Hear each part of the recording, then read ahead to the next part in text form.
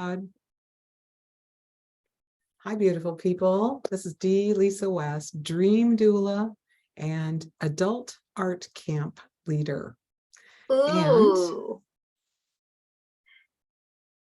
Cristina. And I'm Cristina Spataro, and I love your titles. I am Cristina Spataro, a psychotherapist and relationship coach, helping people overcome the obstacles in their lives and in their personal relationships. Thank you. Yes, I just started telling people I'm a dream doula because I teach about dreams, the kind that we have, just that we would love to have happen in our lives, our goals and dreams of waking life. And I also talk about dreams that we have at night while we're sleeping. And it's so much fun because whenever I teach a dream class, the next day or the next time I see people, they're like, you won't believe the dream I had. Let me tell you. So I'm getting to hear, it's just such an honor and a privilege to listen to people's dreams and help them kind of unravel what the dreams might mean, because everybody's dream speaks to them in their own private dream language. It's like one person's spider dream is not another person's spider dream, so to speak. I like it. But we're going to talk today about the power of gratitude. And I did, I talked about it with a group who, one person in the audience said, did you know that gratitude not only affects the person who's telling you they're grateful, but it affects the person who's receiving the gratitude from you in just as much of an impactful way? And I thought, what? So it's like a magic sauce that you can add to anything. I started saying, I really appreciate you when I go to a store and someone helps me. And people often go like, what?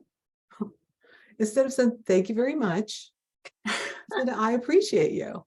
That seems more impactful than, thanks for showing me where the toilet paper is, or whatever I'm looking for, right? And I also was thinking, because in the last few years, I've had some people pass away that I loved and I used to be able to talk to. And I thought, a couple of them were ex-boyfriends that I dated many, many years ago. And then I started thinking, what about this other guy? I wonder if he's still alive. So I Googled him, nothing. I looked on Facebook, nothing. I called his sister, left her a voicemail. I said, is Doug still on the, is Doug still around? I'd like to send him Is he still among the living? I kind of wanted to say, is he dead? But yeah, I did. First was Doug obituary. I was like, no, I didn't find an obituary, but that doesn't mean he's not dead. So she called me back a few days later, very puzzled. She's like, why do you want to, what's going on? And what's your angle? Here's the deal. I've had some exes die lately, and I realized that I really appreciated them for all these things that I never got to tell them. Like the one, died just a few years after we split up, and we just never spoke again. And right about now, we'd be ready to have a conversation that wasn't filled with anger and frustration, but he's dead. So I did get, in a roundabout way, I figured out that Doug was alive and where he lived. And so I could kind of Google an address. He's been married happily for 32 years to a woman named Elaine. So I thought, well, I'm going to write him a letter. And I'm going to write him a letter in a way that doesn't freak out his beautiful 32-year wife. Like, I don't want him back. I don't want a relationship with him. Yes, I just want to tell him all the things that I thought were beautiful. And at the time that we dated, we were young. And we went on a sailboat trip from the Puget Sound, Seattle area up to Southeast Alaska and back. And so I just said, listen, I don't know if I ever really told you how much I appreciated you and all these fun times we had. And then I listed off in the letter, the only time I ever saw a bear was with you. The only time I ever saw an eagle swimming because it couldn't fly with the giant salmon it had in its talons was with you. The only time I ever saw marmots scurrying up and down the rocks was with you sailing. And the only time I ever saw orcas we were in a pod of orcas one day where we pulled down the sails and drifted, we could hear them. And so I just listed all these things that we did and how much That's I appreciated lovely. him and mailed it off. And I thought, I hope he gets it and reads it and basically feels the love that I have for our time together. And now I'm not suggesting, dear listeners, that you find an ex-boyfriend and write him a letter, but maybe you find an old friend that you've fallen apart, your friendship isn't together anymore, but you could appreciate them from afar with a letter sent in the mail with a stamp on paper. How lovely would that be to get something in the mail? So gratitude as a gift that you're giving yourself, and also as a gift that you're giving other people, is so powerful. I mean, it is the energy of gratitude. I think when they measure someone who's in a grateful mood is the same energy as abundance. So if you want to have an abundant life, you hang out in gratitude a lot, because that will tap you into that, all the things that are good and fun and joyful to find, right? Absolutely. In fact, I feel like there was a research study that was done where they actually come up with, if I find access to the article, I'll let you know. I feel like I read something somewhere where they did this study where they found people who could feel more gratitude had better psychological and physical health outcomes. Yes. Don't quote me, but I feel like I read that somewhere. And even if I didn't, it sounds right. It sounds right, and it seems right, because haven't we all had some elderly friend who just seems blissed out and you don't know why? Like, oh, I'm so grateful I get another day of life, and this cup of coffee is delicious. And thanks for the ride, or whatever, the simple tiny pleasures in life that they're just so happy so to enjoy. Appreciative. Yes, because look, it's okay that there are things in your life that you're going to be upset with. That's normal. That's human. But if that is all you dwell on, you're going to be really sad really quick, because that's where you're kind of hanging out. But if you can have, you still acknowledge things that maybe you're not told about, but if you can also appreciate what you've got, count your blessings, it really does help you sort of put things in a different perspective. Right. So if you're looking at your life and you're like, I don't like that, I don't like this, I don't like this everything, well, that tells you what you don't like. Right. But then you can say, oh, but I do love this, and this thing is pretty cool, and this person's pretty awesome. And so you can counteract that don't like with what you love.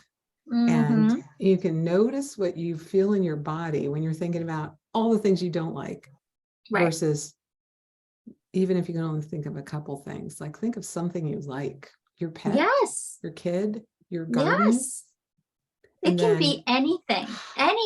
If you could just find that one thing, that could kind of be the thing that sort of makes you realize, all right, and then can you build on that? Right. So when you are working with your clients, Cristina, do you give them some kind of gratitude practice to do sometimes? I do, because especially when we're dealing with, depression, issues of depression and stuff like that, because, and I call this the lie of depression. The lie of depression is it tells you everything's horrible, everything will always be horrible, there's nothing good, all bad all the time. So the only way you can counter the lie of depression is to poke some holes of truth. Ooh, I love that. That's a cool visual. Yeah. So, okay, lie of depression, everything's terrible over there. Poke some holes. Like, okay. It's like, you remember when we were like kids, you take the construction paper, do they even do this anymore? And you'd poke like holes in the construction paper to make stars in the sky. Okay, but we just did it. So I just remember being like a kid, and like you had to like do like, I remember an art project or something, like you had like the black construction paper, and the idea of how you make stars in black construction paper, you'd poke it like with pencil pricks. You poke with your pencil, so then it looked kind of like stars, So I think of it sort of like depression is like a big giant piece of black construction paper. So you're poking it with your pencil to let some light in there. Oh, I love that. So every time you're grateful, every time you find something that you appreciate, you are letting light through that big, dark construction paper. Which makes me think of the line from one of Leonard Cohen's songs. There's a crack in everything. That's how the light gets in. Yeah. Or some people have said recently, that's how the light gets out. Yeah. Because we're really we're light. We're When light. you look at someone and you're like, you're just shining your light so bright. You can just see it out of their eyes. Yes. And those Yeah. are the people who have the gratitude about everything in their life. Like, come on, why was Betty White, one of the reasons Betty White was so beloved is because this lady exuded joy. She True. was having the time of her life. Now, doesn't mean she didn't go through difficult times. Of course she didn't. She still mourned the loss of her husband, but she was so grateful for the opportunities she had, for what she had, for her ability to help her animals and stuff like that. So you saw the light shine through this lady. Yeah. Betty White. She was like, I'm inspired by her because she was like, she wasn't just sitting around petting her dogs in her old age. She was like, yeah, I'll be in another movie. I'll be in another movie. I'll do I'll another kiss TV Jack series. Black in a movie. Yeah, let's Yes. do it. I'm gonna do it. I mean, that's the thing. I love it. You know, I actually saw gonna do another movie. So I have Amazon Prime. And so they had like a preview where they were showing a movie, Book Club 3, no, Book Club 2. And it was this preview thing looked funny. And I'm like, I don't think I've ever seen Book Club 1. So I got curious and it was on Prime. So I watched it. It was Diane Keaton, Mary Steenburgen, and I'm blanking, Jane Fonda, who looks amazing, by the way. So it was about these 3 older women finding a new lease on life. And then I also saw, because YouTube, Google, let's face it, these ads are curated. So once I saw the one with these 3 older ladies living their best life, I saw an ad for a new movie that's coming out called 80 for Brady with Rita Moreno, Sally Field, oh God, what was the other one? And Lily Tomlin. So like these 3 older women who are football fans galore and decide to take themselves to the Super Bowl. And I think Rita Moreno is like 90. And I'm like, you go, girls. I love that. So I'm loving it. It's about, again, you have a choice and you get older. You get all bemoaning, oh, my body aches. And I'm not saying these things aren't real, but at the same time, what are you grateful for? Are you living your best life? Yeah. Yeah. Well, my mentor, Mary Morrissey, says she does not put her feet on the floor and get out of bed in the morning until she's thought of 5 things that she's grateful for. I like that.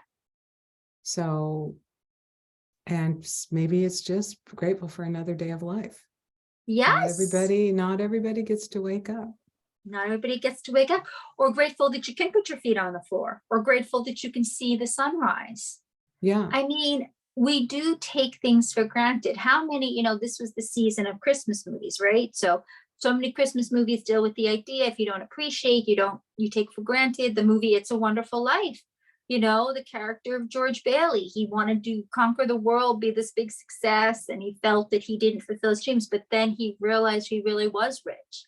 He was surrounded by friends and family that loved him, and he'd helped so many people. He touched everyone in that town. So you have to also, when you are looking at your life, if you're not feeling gratitude, is it that because you're not living up to an expectation that you thought you should have? Beautifully put. Yes, because we're hard on ourselves. We're harder on ourselves than anybody else. Oh, yeah. And usually the inner dialogue is kind of like the mean girl talking to us, or the mean boy, like, man, that wasn't smart. Would you do that again for me? Instead of, wow, I'm so grateful that I can walk. I'm so grateful that I've got these beautiful, comfortable clothes to wear. I'm so grateful that my computer turned on today, or whatever it is. So being in Anything. gratitude really lifts you up out of that. And I love the idea that gratitude just pokes a hole in the black construction paper illusion of being in a terrible, dark space. Yes. Because who can be in a terrible, dark space when they're telling someone how grateful they are? Exactly. Pulls you up, even maybe just a little bit, but maybe that's enough to take you down the road. And show them There that you go. on the I love road. that.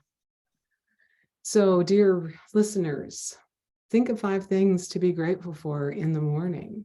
And I invite you to tell someone that you're grateful for them, or for what they did, or for how they inspired you.